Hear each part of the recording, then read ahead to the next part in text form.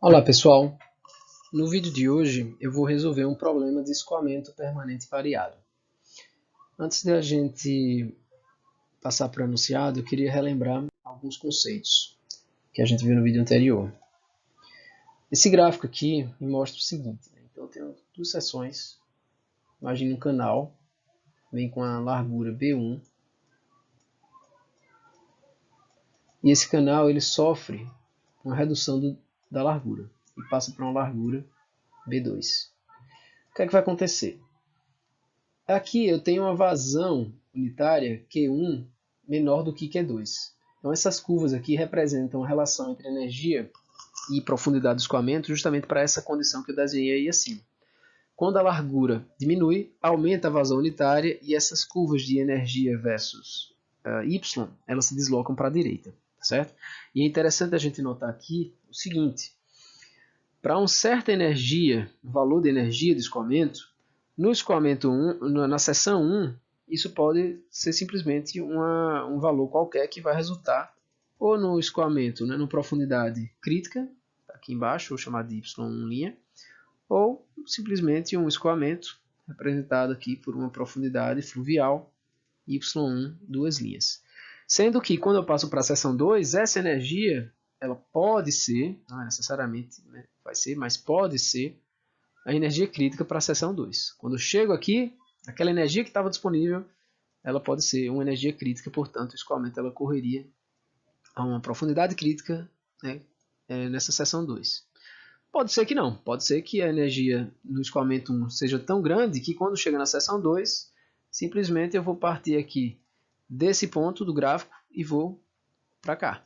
Isso em termos de altura corresponde a uma passagem de uma altura, deixa eu apagar aqui para jogar esses valores, corresponde a uma altura y1 e quando chega na seção 2 eu passo para uma altura na seção 2 y2, né? Aqui para o mesmo valor de energia. E existe também a terceira possibilidade, que é a mais chamada de problemática, que é o que? Quando a energia que tem disponível na seção 1 ela não é suficiente para veicular uma vazão na seção 2. Graficamente, é essa situação aqui, quando eu tenho uma energia, mais ou menos aqui, que para a seção 1 eu poderia ter uma altura aqui, uma altura fluvial, ou essa altura aqui torrencial, mas ela não cruza essa curva aqui na seção 2, ou seja, quando eu passo para essa seção 2, o que é que aconteceria? Eu precisaria acumular energia para o escoamento poder se processar. Isso daí significa que as condições de escoamento a montante, ou seja, na seção 1, seriam alteradas. Haveria o que a gente chama de curva de remanso, uma elevação do nível. Algumas equações úteis, né? Tem o número de Froude, que é uma dimensional, que nos diz se o escoamento ele é crítico, subcrítico ou supercrítico. Está lá no slide anterior, no vídeo anterior, dado por essa equação. Velocidade média, altura média do escoamento. Eu tenho também energia específica, calculada para qualquer seção com essa fórmula, ou para o caso da seção retangular, por essa equação. E eu posso também determinar, no caso da seção retangular, a energia crítica como sendo simplesmente 1,5 da altura crítica, em que a altura crítica pode ser calculada por Q ao quadrado sobre G elevado a 1/3. Certo? Então, essas equações aí, vamos deixá-las anotadas para utilizar nesse problema. O enunciado diz assim: um canal retangular de 3 metros de largura transporta uma vazão de 6 metros cúbicos por segundo a uma profundidade de 1,25, ok? Então, na seção 1, eu tenho essas condições de escoamento, certo? Profundidade y1 de 1,25, nessa largura de 3 metros. Quando eu passo para a seção 2, né, em uma determinada seção, a largura é reduzida para 2,40. Então, essa daqui é a largura da seção 2. Desprezando as perdas de carga na transição, por quê? Quando eu desprezo as perdas de carga, eu posso escrever que a energia do escoamento na seção 1 ela se mantém igual, se conserva para a seção 2. Certo? Isso daqui vai ajudar a gente a resolver o problema. Então, desprezando essas perdas de carga, determine a profundidade de escoamento na seção reduzida, na seção 2. O que o problema está perguntando é quanto vai ser o meu Y2, a profundidade de escoamento, quando eu passo para a seção 2. Pergunta também a largura mínima da seção reduzida, da seção 2, de modo que as condições de escoamento não sejam alteradas a montante do estreitamento da seção. Ou seja, até onde eu posso reduzir essa largura B de modo a não alterar o nível de água aqui na seção a montante, na seção 1. Ou seja, né, lá naqueles gráficos que a gente viu agora, é mais ou menos o seguinte. Qual vai ser a largura mínima aqui da curva 2 que vai resultar naquele ponto em que a energia que eu tenho aqui, ó, ela não fique à esquerda dessa curva. Quando eu pergunto a largura mínima, eu quero saber o seguinte, qual é a largura que vai me dar exatamente isso daqui? Qual é a largura mínima que vai ter uma energia em que vai gerar para mim uma altura crítica, que vai ser, portanto, energia crítica na seção 2. Tá certo? É isso que a gente vai determinar na parte B do problema. Na parte 1, a gente vai elencar aqui algumas variáveis, né, que são relevantes. Então, tem primeiro a profundidade do escoamento, calculo a área da seção, né, base vezes a altura, dá 3,75 metros quadrados.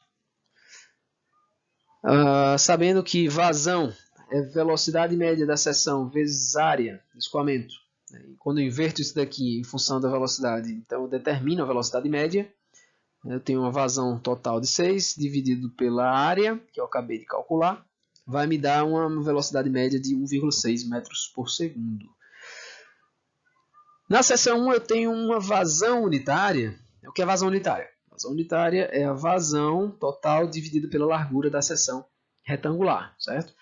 Então a vazão de 6 dividido pela área a largura de 3 me dá uma vazão unitária de 2 metros cúbicos por segundo por metro. Isso para a seção 1, posso calcular também para a seção 2, que vai me retornar esse valor de 2,5, aplicando exatamente a mesma equação, substituindo apenas o valor da largura. Posso determinar também a altura molhada, ou altura média da seção, que no caso da seção retangular, evidentemente que vai ser igual à própria profundidade, né? Percebam que aqui eu tenho 1,25, que é o valor que eu já sabia, né? Profundidade de escoamento. E agora eu posso determinar o seguinte, né? A partir do número de Froude, que tipo de escoamento que eu tenho? Né? Eu tenho um regime fluvial. Por que fluvial? Porque eu tenho um valor aqui que é menor do que 1. Sabendo que o regime é fluvial, e conforme a gente vai ver, a energia do escoamento é maior do que a energia crítica, né? Não existe alteração do escoamento a montante, eu sei também que na seção 2 eu também vou ter o escoamento fluvial. Por que isso é importante? Na hora que a gente calcular a altura, a gente vai ter, na verdade, mais de uma opção de altura. E eu vou adotar aquela que corresponde ao regime fluvial. Para isso, eu preciso primeiro determinar a energia que eu tenho disponível na seção 1. E a gente já viu no slide anterior que energia é o quê? Profundidade, vazão unitária ao quadrado, também a profundidade aqui ao quadrado. Isso vai me dar um valor de 1,38. E aí eu parto então dessa hipótese aqui, de que a energia se conserva, e vou escrever o seguinte, olha, a energia na seção 1, acabei de calcular, é 1,38. E eu vou dizer que na seção 2, a energia se conserva, ou seja, igual à energia na seção 1, sendo que na seção 2 eu posso calcular essa energia a partir daquela equação que a gente viu no slide, né? Profundidade mais vazão unitária dividido por profundidade ao quadrado, né? Aqui é vazão unitária.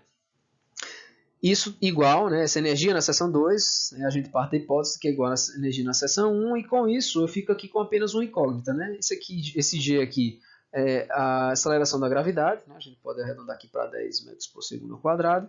Então eu fico apenas com o Y de incógnita. Né? Eu não conheço o Y2, essa é a minha incógnita. Né? O Q2 eu conheço, está calculado já. Isso daqui é uma equação de terceiro grau. Se você pegar esse y2 e jogar para cima, né, multiplicando tudo isso por y2 ao quadrado, vai surgir aqui um y2 ao cubo. Portanto, você tem 3 raízes. O que acontece é que uma dessas raízes é um valor negativo. Né, e um valor negativo no nosso problema, né, não tem sentido físico algum, uma vez que a gente quer determinar a profundidade do escoamento, né? Não existe profundidade negativa. Portanto, eu tenho que olhar apenas para as profundidades positivas. E eu tenho aqui y2 pode ser 0,61 ou y2 igual a 1,17. E agora, qual o valor correto?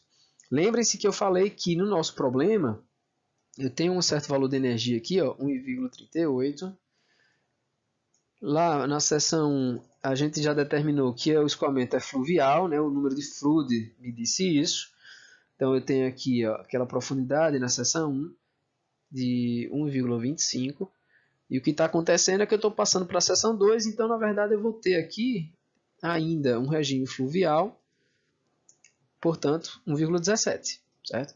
Teria uma resposta de 0,61 se na seção 2 eu tivesse um escoamento crítico, porque na seção 1 também supercrítico, porque na seção 1 também eu teria um escoamento supercrítico. Não é o caso, a gente tem aqui escoamento fluvial, portanto ele se mantém, porque essa energia aqui ela é maior que a energia crítica, conforme a gente pode observar aqui. Então eu posso calcular para essa seção a altura crítica, novamente aqui, vazão unitária ao quadrado, etc., vai me dar uma altura crítica de 0,85. Então, isso significa o seguinte, olha, na seção 2, né, que está aqui, seção 2, tem uma vazão unitária de Q2, na seção 2, a minha altura crítica, ela vale 0,85. O que é que acontece? Esse 0,85 corresponde a uma energia crítica, que eu acabei de calcular aqui, de 1,28. Ou seja, o escoamento que vem ocorrendo lá na seção 1 é maior do que a energia crítica. Então não preciso me preocupar de ter alteração do regime de escoamento. Ele vai sair aqui da profundidade de 1,25. Quando chegar na seção 2, por ela ser mais estreita, e eu quero manter a vazão, a velocidade vai ter que aumentar. Quando a velocidade aumenta, a lâmina d'água diminui. Então eu tenho aqui 1,17. Então essa é a resposta, né, que a gente estava procurando. Eu tenho aqui a profundidade na seção 2 é 1,17. Ok? Então a primeira parte do problema está resolvido. Inclusive o que é que mais que eu adicionei aqui? Vamos ver.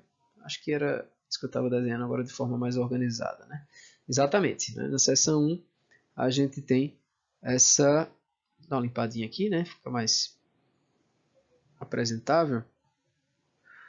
Na seção 1 a gente tem essa energia de 1,38, ela se mantém para a seção 2. Tem essas alturas alternadas, né, de 1,17 e 0,61. Esse daqui não nos interessa porque o escoamento, a gente já verificou que ele é fluvial. Então, na seção 2 também fica fluvial. E aqui está a energia crítica de 1,28 que a gente calculou, né? Está aqui na pontinha. Ok. Então, segunda parte do problema, né? E qual é a largura mínima, né? Até onde eu posso reduzir a largura da seção 2 de modo que eu mantenha sem alteração a montante. Então eu quero saber o seguinte, olha, até onde eu posso reduzir o B de modo que na seção 2 eu tenha exatamente a energia crítica.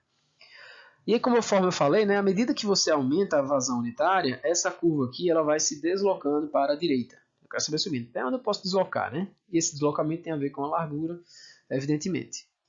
Então, para a gente ter um ponto de partida, né? Então o que é que a gente vai fazer? Olha, eu quero saber qual é a largura mínima, né? E para isso eu vou já tomar como princípio que a energia na seção 2 vai ser a energia crítica. Por quê?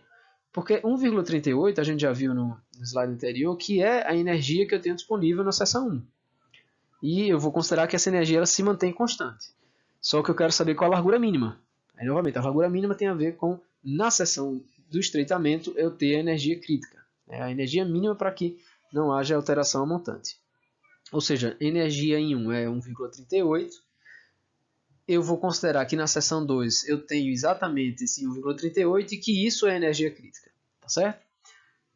Se a energia crítica é 3,5 de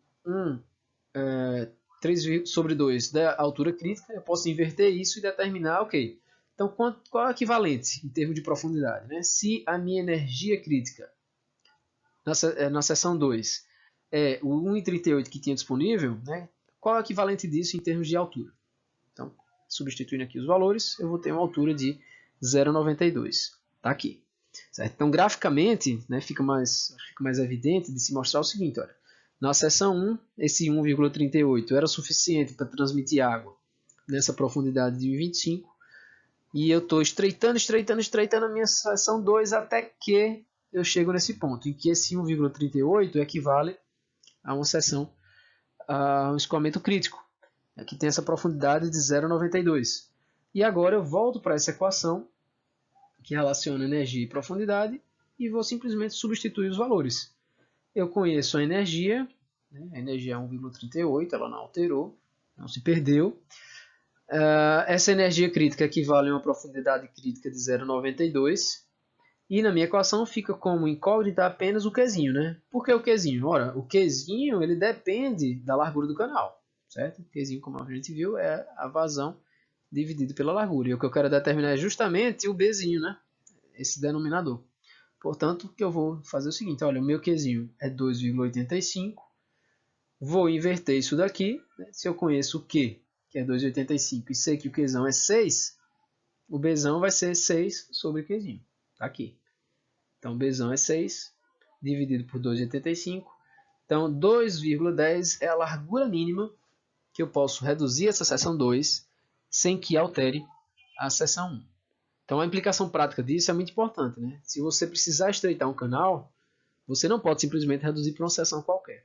Nesse caso específico, se você colocasse um canal, por exemplo, a seção 2, com uma largura de 2 metros, né? Então eu vim aqui com acho que era 3 metros de largura, né? Seção 1. E da minha cabeça eu decido estreitar aqui para 2 metros de largura. Quando eu faço isso, eu vou ter uma implicação no escoamento. Significa que na seção 3 eu já não vou ter mais aquele nível d'água de 1,25. Eu já vou passar para um nível maior. Vai ter não um afogamento, mas vai ter uma elevação do nível. E aí, dependendo da profundidade do seu canal, né, digamos que seu canal tem uma profundidade de 3 metros e 10. 3 metros e 10 não, né? O nível de escoamento vinha em 1,25, né? Digamos que seu canal só tem 1 metro e 30 de profundidade, né? Estou sendo bem exagerado aqui, né? Mas digamos que só tem 1 metro e 30. Então, quando eu reduzo a seção 2, esse nível aqui de montante, que tinha 1,25, ele vai passar para um nível maior e talvez você ultrapasse a capacidade do seu canal e você vai ter extravasamento. Então, a gente nunca quer que o canal extravase, né? Portanto, então, tem implicações diretas nas condições de montante, né? Por isso que é importante a gente fazer esse tipo de análise, ok? Evidentemente que existem outros tipos de alterações que eu posso fazer no canal. Eu poderia ter um canal, né, que vinha com uma certa declividade e eu tenho um degrau, por exemplo. O fato de eu inserir um degrau no escoamento, né, que está vindo minha vazão, isso também vai causar perturbações no escoamento. A gente não vai abordar todos os problemas, todos os possíveis problemas que podem ter em canais. Isso aí vocês podem encontrar na literatura, aqueles livros que eu indiquei.